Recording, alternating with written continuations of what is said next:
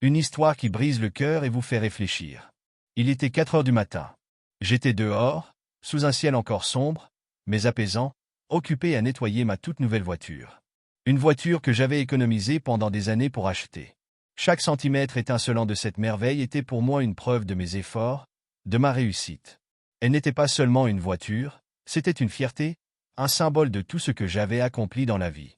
Ma petite fille, âgée de seulement 5 ans, sortit soudain de la maison. Ses petits pieds nus frôlèrent l'herbe encore humide de rosée. Avec son sourire innocent, elle s'approcha et dit « Papa, je peux t'aider ?»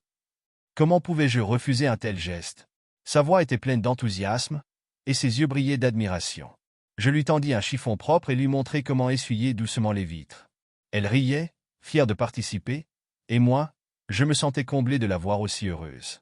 Quelques instants plus tard, alors que je frottais les vitres avec acharnement pour enlever une tache tenace, un bruit strident de grattement me glaça le sang. Je me retournai pour voir ma fille tenant une pierre qu'elle utilisait sur la carrosserie immaculée de ma voiture flambant neuve. Elle était en train de graver quelque chose. Mon cœur s'arrêta, puis une vague de colère incontrôlable me submergea. Je courus vers elle, fou de rage. Sans réfléchir, je claquai violemment la portière en hurlant. « Mais qu'est-ce que tu fais ?» Dans ma furie, j'avais oublié que ses petites mains étaient posées sur le rebord de la porte. Le bruit sourd et le cri aigu qui suivirent me ramenèrent instantanément à la réalité. En un instant d'imprudence, j'avais refermé la portière sur ses doigts fragiles. Le temps semblait s'arrêter. Le sang coulait, et son cri perçait mon âme. Nous nous retrouvâmes à l'hôpital, où les médecins firent tout leur possible pour sauver sa main.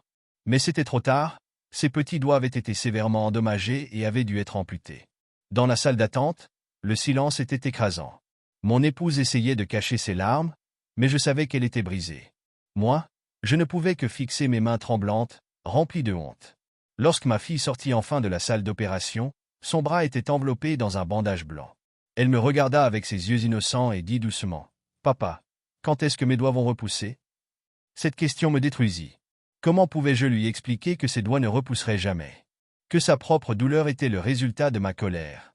Je me sentais comme le pire des monstres. Je n'avais pas seulement brisé ses doigts, j'avais brisé une partie de sa vie, de son insouciance.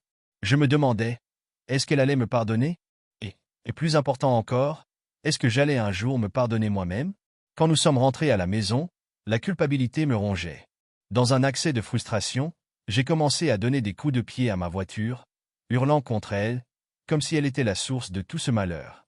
Puis, je suis allé voir le côté de la voiture où ma fille avait gratté avec la pierre. Et là, sous mes yeux embués, je vis les mots qu'elle avait essayé d'écrire. « Je t'aime, papa. » Mon cœur se brisa une seconde fois.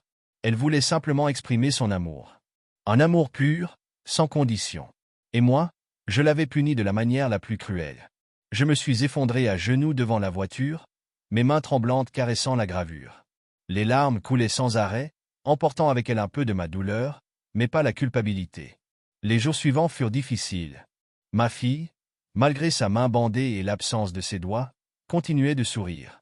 Elle trouvait des moyens de jouer, de dessiner, et même d'écrire des petits mots pour moi avec son autre main. Son résilience était une leçon de vie, mais chaque sourire qu'elle me donnait me rappelait l'horrible erreur que j'avais commise. Je décidai alors de changer.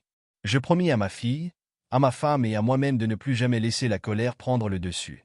Je vendis la voiture. Elle était devenue pour moi un symbole de douleur et de regret. Avec l'argent, je fis un don à une association pour les enfants handicapés. Ce n'était pas une réparation suffisante, mais c'était un premier pas. Moralité. La colère est un feu destructeur qui peut brûler ce que nous avons de plus précieux. Parfois, nous donnons plus de valeur à des objets qu'à ceux qui nous aiment. Mais aucun bien matériel, si cher soit-il, ne vaut plus qu'un geste d'amour. Apprenons à réagir avec patience, même dans les moments difficiles. Parce qu'une fois la colère passée, les regrets peuvent être éternels. Si cette histoire vous touche, partagez-la avec ceux que vous aimez. Et souvenez-vous, l'amour vaut bien plus qu'une voiture ou tout autre objet.